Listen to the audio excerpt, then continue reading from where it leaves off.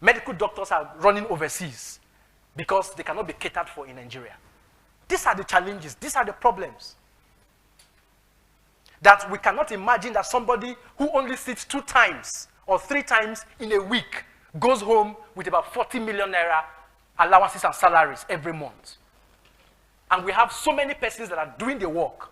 Nigerians, teachers, medical professionals, and other persons in government, other persons in civil service structure not being attended to. It then means we are raping our country. We are raping our country. We are raping our country, and we cannot continue to go that way.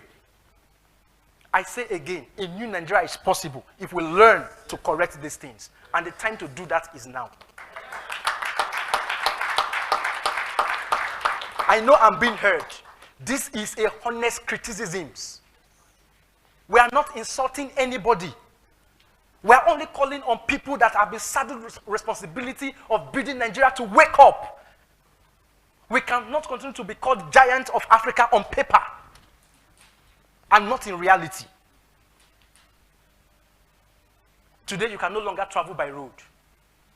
The cost of air tickets has been tripled by more than 100% because of the banditry, the kidnappings on the highway. Just on Monday here, we heard of the death of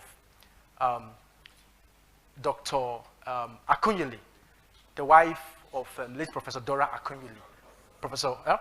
The husband of Professor Dora Akunyili, how he was murdered in cold blood. Is that the kind of Nigeria we want to live for our children? I dare each and every one of these governors, the president, ministers, to go by these roads without security. If they will come out alive.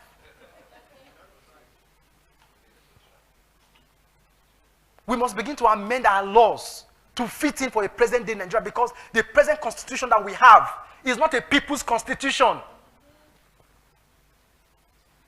We must have a people's constitution that will suggest that we, the people, our constitution is only designed to favor some segment of Nigerians. We cannot continue to have a system where we continue to have a quota system for some set of persons, and we say because they are educationally disadvantaged, they cannot, we should give them. Quota system has affected badly this country.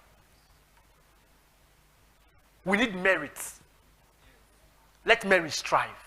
Because when merit strive, decadence in the system will end. Lastly, distinguished guests, ladies and gentlemen, like I said today, we love Nigeria.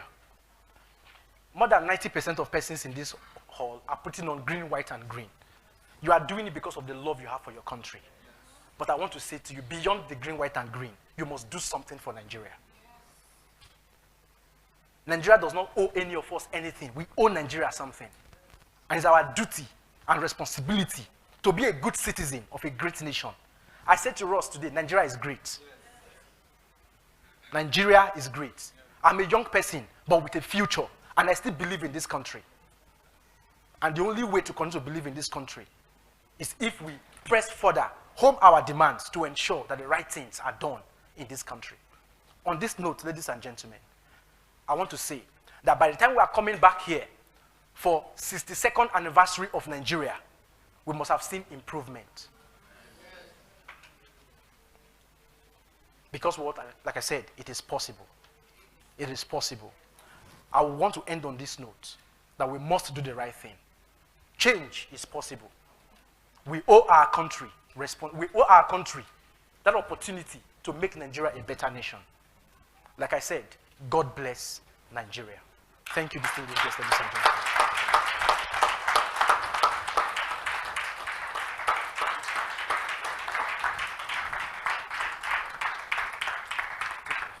Let's give him another round of applause. That was Chris Inyama, Executive Director of Equity International Initiative. He's the co-convener. He's also going to be one of our panelists today on discussion on today's colloquium. I would also like to invite another person to come, our keynote speaker Dr. Osage Obagiwana. Obagiwana. Let's invite him to this. Please, Dr. Osage. Do forgive my English. Please.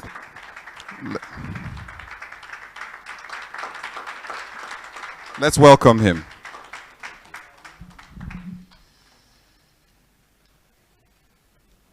Good morning, compatriots. Firstly, I would want to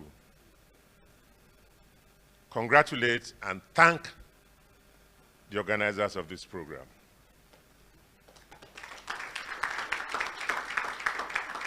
They have summoned all of us here to come and reflect. Nigeria at 61. Truth, justice, and leadership. The making of a great nation. That's what they want us to collectively consider. Very glad to be here, and I had no option but to start my reflection on the name that the organizers have chosen for themselves. Equity International Initiative. To the best of my knowledge, when you talk about equity, you are talking about fairness. So we are summoned here by an organization that is committed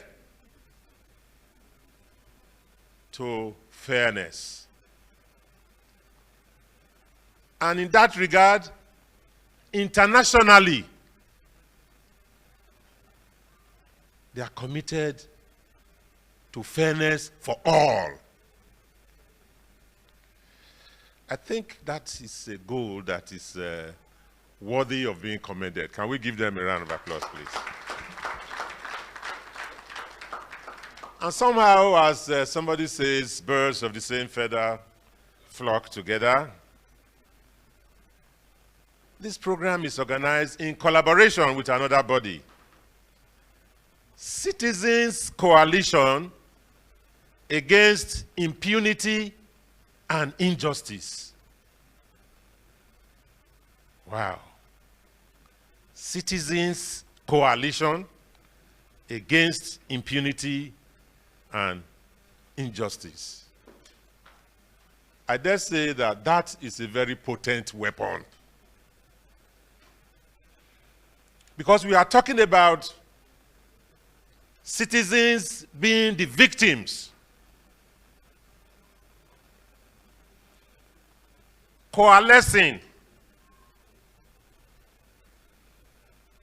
to fight against impunity, which connotes irresponsibility and lack of accountability, and the absence of justice. So I am not surprised that these ideals for which the organizers of this program were established informed the nature of the topic: truth, justice, and leadership, the making of a great nation. Well, our executive director has mentioned that the process of reflecting entails some measure of intellectualizing, theorizing. Truth. Some people say truth is relative.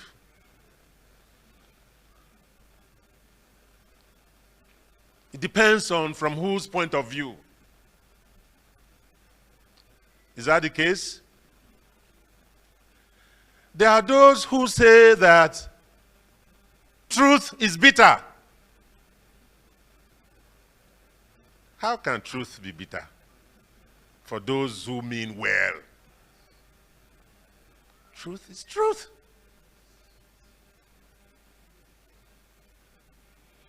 Justice. I know by virtue of our training, we talk about procedural justice and substantive justice. We say not only must justice be done, it must be seen to have been done. So even the way you go about doing justice must be just. We are talking about what is just, what is fair, and what is proper. The other key word, leadership. We cannot talk about leadership without a vision. A leader can envision an alternative paradigm. A leader assesses what obtains and can see something better, something different. Leadership is about setting processes in motion from where we are to arrive at that alternative which is better than what obtains. The question I find myself asking, ladies and gentlemen, do these ideals define our Nigeria of today? Can we talk about the prevalence of truth and justice? Can we seriously talk about a leadership that inspires in a particular direction that is fair to all? After 61 years, without these ideals being dominant, can anyone talk about a nation being great?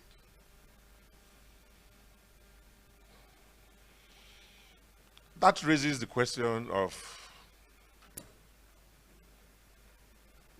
what is a nation? Is it the physical land mass, the size, or the territory? Or are we just talking about the size of the populace?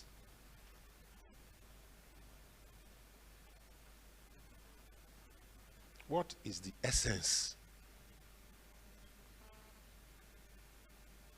of a nation? When we talk about a nation, what comes to mind?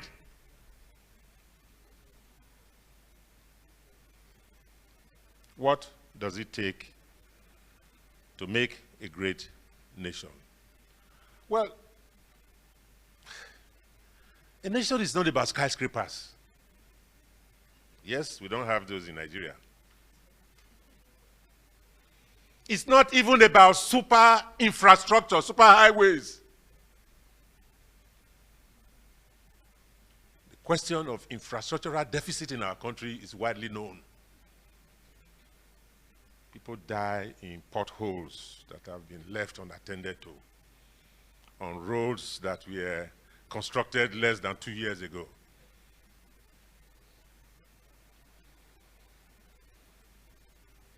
I dare submit, ladies and gentlemen, fellow compatriots, that what defines the essence of a nation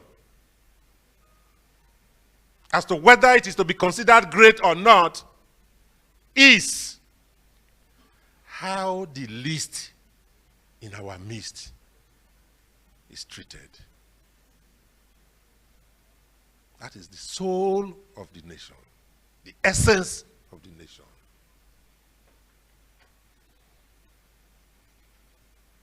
How do we treat our women?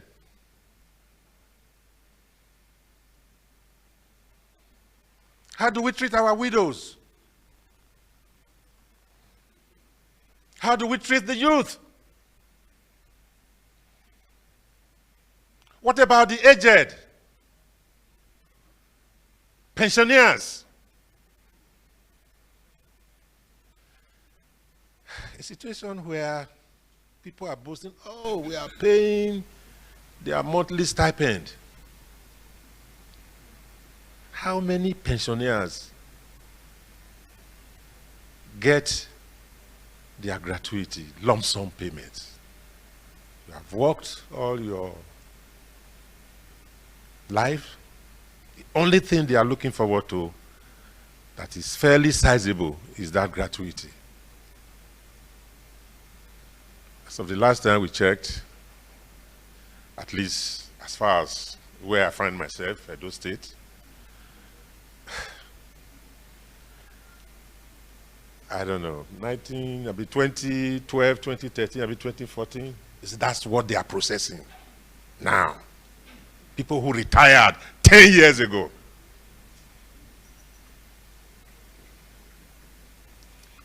And they are being told to bring a certain percentage of that gratuity, that lump sum. 20%, 30%, yours will be expedited. But even that is half of the story. That widow in the village, that trader who can no longer go to the market, and so did not work in the civil service or in the private sector. What provisions are we making? These are people who must eat, yet they are unable to produce anymore, haven't given the best of their years. They are outside the pension scheme right now. What about the unemployed? How do we treat them? Every day they must eat. Foxes have holes and birds have their nests. These sons of Nigeria, where is the roof over their heads? How does Nigeria treat them?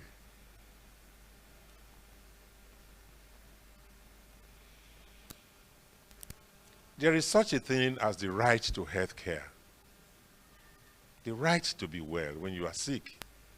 And the enjoyment of that right ought not to be based on ability to pay.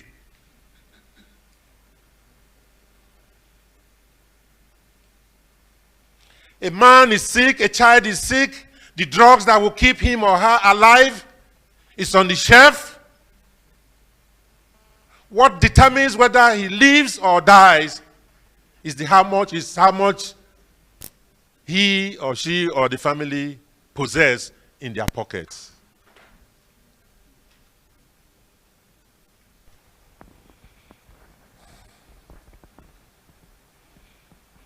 Ambulances in Nigeria only carry dead bodies these days. In how many parts of Nigeria can anybody pick up the phone and call any hospital? Please, my child is convulsing.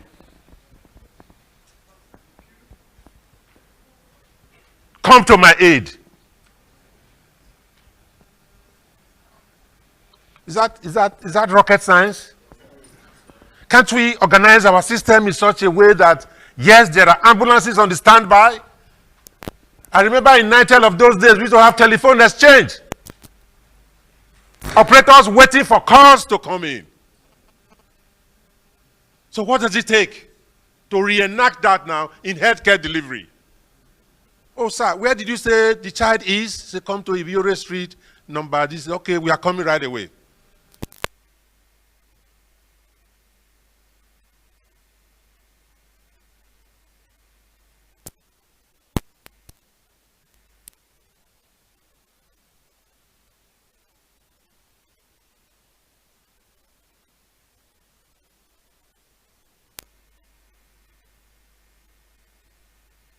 I'm concerned about railways. Can't we strike a balance? Must preoccupation with railways be at the expense of the right to life. By the way, why is the contract system continuing?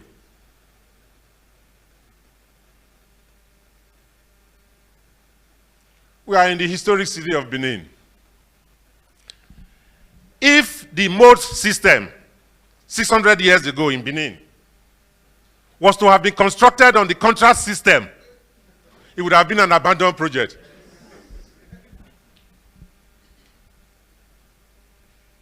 Why can't we have a Ministry of Works that knows that its job is to build schools, is to build hospitals, is to construct roads, all roads, not where the governor has an in-law. Pursuant to a transport system that looks at the volume of traffic and provides alternatives. How can we have graduate unemployment? Our children with master's degree in civil engineering are driving cabs. What equipment does the private contractor have that the Ministry of Works cannot acquire? Where do these private contractors source their materials?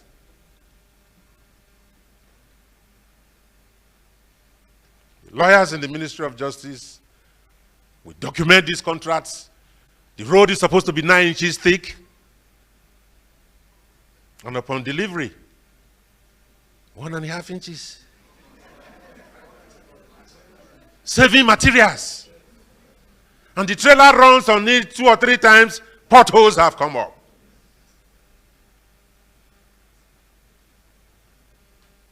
How can we have infrastructure? How can we solve the unemployment problem without making the Ministry of Work at all levels to be saddled with the task of national construction?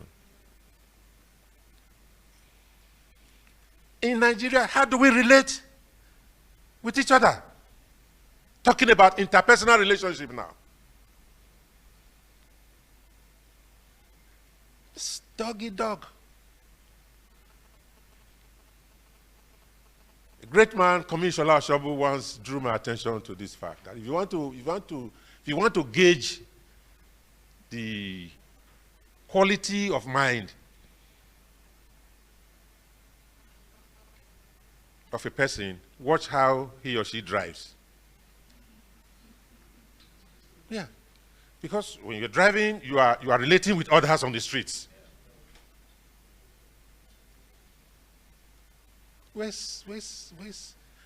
Do we generally exhibit patience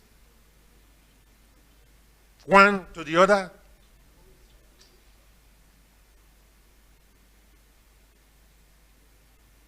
You want to buy roasted corn, you refuse to pack properly.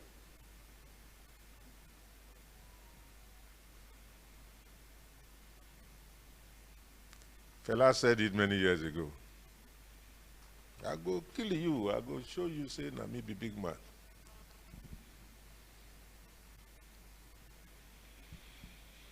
To what extent are we prepared to stand up to defend our rights? And not only that, defend the rights of others. In the face of these kind of issues that we have outlined.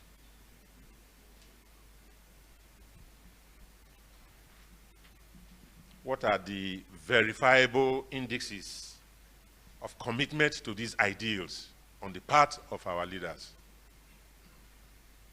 What measurable records are available of the achievements and the progress that has been made? I dare say, ladies and gentlemen, that leadership connotes respect for public opinion. Respect for the opinion of the followership. A leader cannot come across as if he knows it all. Oh, I'm too busy, please, genius at work, everybody stay away. We are talking about our collective affairs, for goodness sake.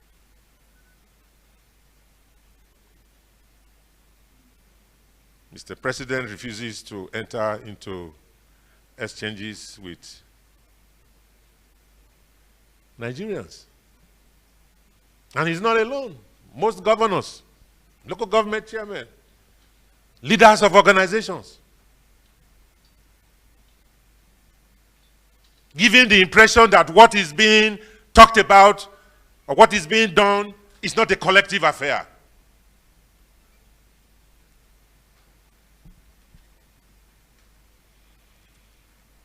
This issue presents itself in the home front. How does the husband and the daddy in the house manage that unit, that basic unit of society? Does the husband credit the wife with some wisdom? Even the children. After all, we have many priests here.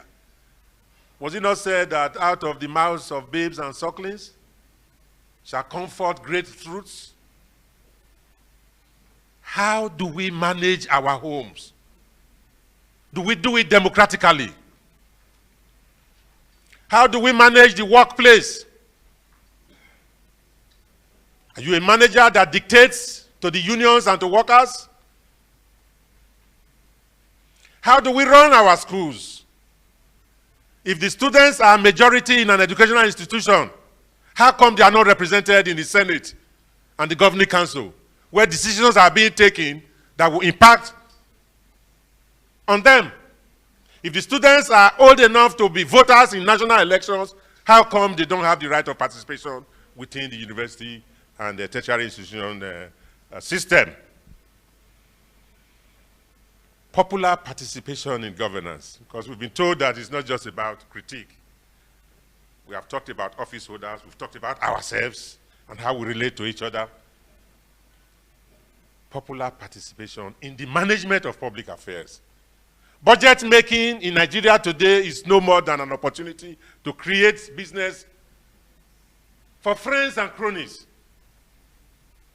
And that's why those contracts are not intended, to be. I'm being told at my time, so let me just quickly round up. How far Nigeria, after 61 years, it's so sad that we are still at the level of we and them, north and south. We are not talking about one Nigeria, even governors. Is it not possible for us to talk about issues of herders, farmers, without regionalizing it? Do you know how many people in Edo State here own cows? Which way forward? I will just say, ladies and gentlemen, so that, there may be opportunity to. It is the victim that defines the length of oppression. A people get the quality of leadership that they deserve. The task is that of the Nigerian people, all of us, to say another Nigeria is possible. We have a role to play, each and every one of us, in bringing that new Nigeria into existence. It's a collective task that does not allow for individual heroism. For the clergy, please pay tribute to the likes of Desmond Tutu, Martin Luther King, except that since we are in 2021, the issues that you have to champion now are the social, economic, and cultural rights of the oppressed in Nigeria. There are those who are profiting from what obtains, and there are those who are the victims. Our task is to mobilize the victims, to fight for their rights. Electoral politics, yes. But more like it, let's work for the Nigerian revolution. Thank you very much.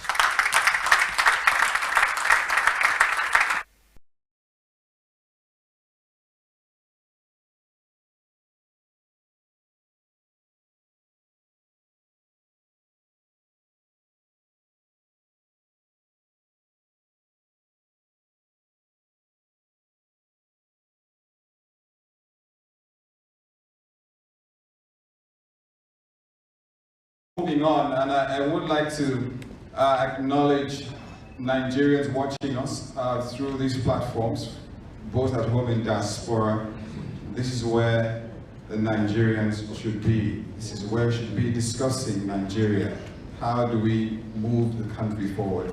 How do we entrench true democracy, justice, equity, and truth in our dear nation? Nigeria, as late anti-apartheid leader and Nobel laureate Nelson Mandela said in his words, he said that the world will not respect Africa until Nigeria earns that respect.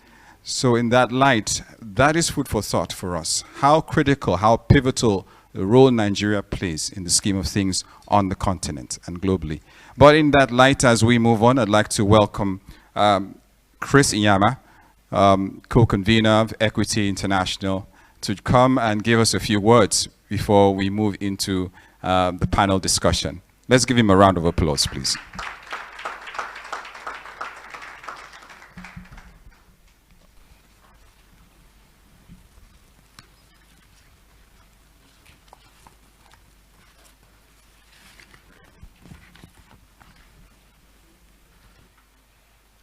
Your Excellencies, distinguished guests, ladies and gentlemen, I once again want to welcome you to this special Independence Day Colloquium, Nigeria at 61. I hope you've been enjoying your time and you've been having a very great moment. I want to thank our very highly esteemed keynote speaker, Dr. Osage Obayawana. Thank you so much for that beautiful talk. Thank you. Thank you. And just 5 minutes, we'll go straight into our panel discussions. I came back here for just a proper review. Nigeria is 61 today. What the esteemed Dr. Osage has done is to help us to critically look inward about the system of governance and leadership. In the course of the panel discussion, we would interrogate most of the things he said, and then our panelists will discuss further on some other subject matters, and then we arrive to a conclusion. But be that as it may, Nigeria at 61, are we where we are supposed to be after 61 years of independence? Is it the kind of country we want to bequeath to our children? When you travel out of the country, are you proud of showcasing your green passport as a citizen of Nigeria?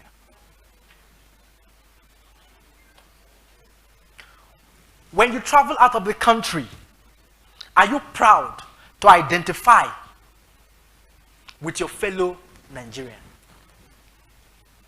The answer is no. Reason being that the moment you mention the fact that you're a Nigerian, it becomes a problem. They start suspecting you. And it's a very big challenge. This is not the kind of country we want. This is not the Nigeria of our dreams. Absolutely no. We strive for a new Nigeria where things will begin to work and to work properly. I'm not sitting in my house thinking that somebody's building Nigeria for me. Nobody's building Nigeria for me. I'm building Nigeria for myself and for the children yet unborn. Because like I said earlier, Nigeria deserves better. After 61 years of independence, we used to have Nigerian Airways. We no longer have Airways any longer. Our children only read it as history that once upon a time, we had Nigerian Airways. We have functioning railways in which they are trying to revive. And they have spent billions of dollars without still connecting the whole country. When this administration came on board, they started building, according to them, they want to construct, or if they have not started now, building rail from Niger to Kano. Please, can somebody tell me the economic benefits of the rail system from Niger to Kano? Or to Katsina? No, because if we don't critically critique these things, it will be as though it's a norm. But somebody must have to speak up. We cannot continue to be quiet about the system of governance we have in Nigeria, because it's affecting everybody. In 2020, when, according to the world, there was COVID, or we had COVID, quote and unquote, the attention of the Federal Republic of Nigeria all figured and centered around COVID-19. The question I will continue to ask, the death according to COVID-19 and the death of malaria, which is greater? The deaths orchestrated by bandits and terrorists in Nigeria and COVID-19, which is greater? And then we have a government that has prioritized COVID-19 vaccine. It's a problem. And we need to speak to the conscience of our leaders, because I know I'm right. And I'm on air. We have to interrogate this system. As I'm talking to you, the resident doctors have been on strike. And a state like Edo State is saying that they must enforce vaccine to citizens. I asked a particular question. COVID-19 period last year, they said they brought palliatives. How many citizens did they force to get palliatives? Listen, I continue to argue that COVID-19 vaccine remains a choice. I have a right to choose what I take into my body. And we must question this fact, that how can the unvaccinated pose a threat to you that is vaccinated? No medical expert have been able to answer that question properly. These are some of the interrogations, because we've had government, or we're having a system of government that are leaving what they're supposed to do to focus on some things that, or many things that are needless. We must stand up and ask questions. Nigeria belongs to all of us. And that is the reason for this Independence Day Colloquium, to interrogate the system of governance. This engagement is live on several TV stations in and around Nigeria and abroad. We're interrogating the system. That you spend so many years in school system, from nursery to primary, from primary to secondary, secondary to university. You become a graduate, yet you graduate and still become hopeless because you don't know what the nation holds for you. It's a challenge. 61 years of independence. This is not just criticisms. These are honest facts about our country. That as a country, we deserve better. We deserve to be governed better. Nigeria belongs to all of us. There's nobody that is a second-class citizen of Nigeria. Nobody. Nobody. Nobody. We must have a system of government that works for the poor, works for the rich, works for everybody. We must focus on the right thing. We must give priority attention to governance. I said earlier that you go to many states in this country, their governors have relocated to Abuja, as though the people that voted them into office live in Abuja.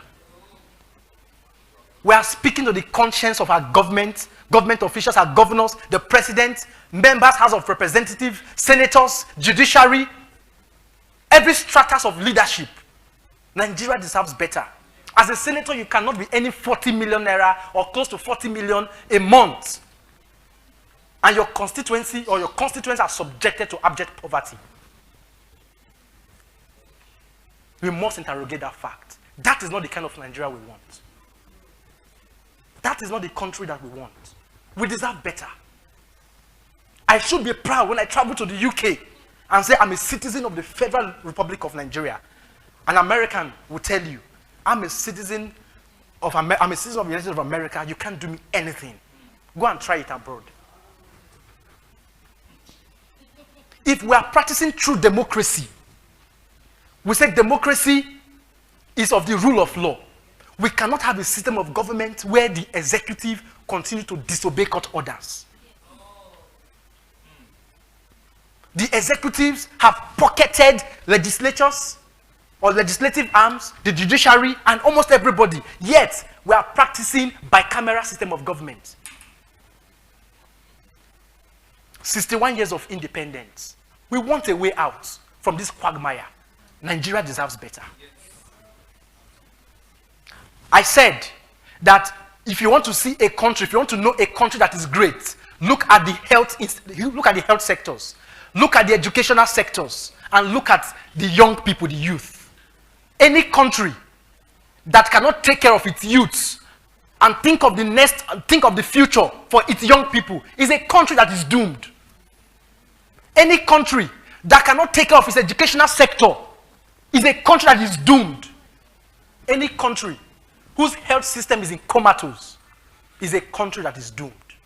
And today, I'm speaking to the conscience of our leaders that we must revive these three aspects: the young people, education, and health institution.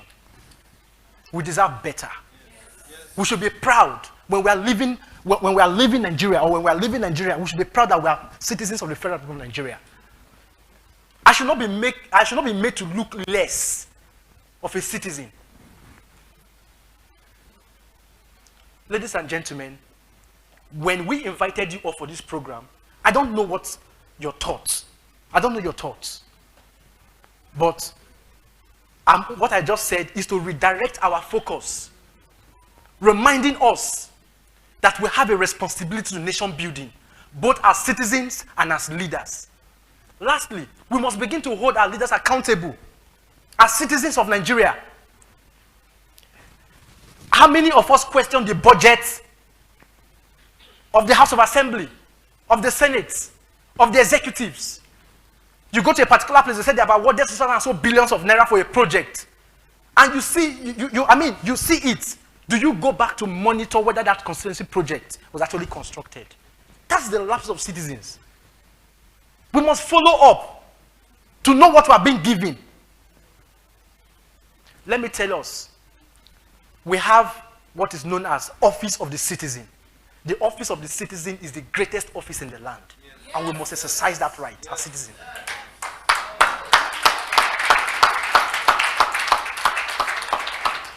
61 years of independence. We need to refocus our mind. We need to redirect positive leadership. We want to wake up in the morning and say, God bless Nigeria, and not say, Nigeria, I curse you. We must be mindful of what we say with our mouths as Nigerians. Yes, our leaders may not have been fair to us. Yes, the system may not have been right and fair for all of us. But we can rise above that. Yes. We can rise above that. We can say in the morning, God bless Nigeria. A new country is possible. Yes. And it is possible. And I say it is possible. Yes. Join me to say Nigeria is possible. A new Nigeria is possible. Only then, our hope cannot just be on some kind of persons. We have a responsibility to nation building. And we must exercise that role. Ladies and gentlemen, God bless Nigeria.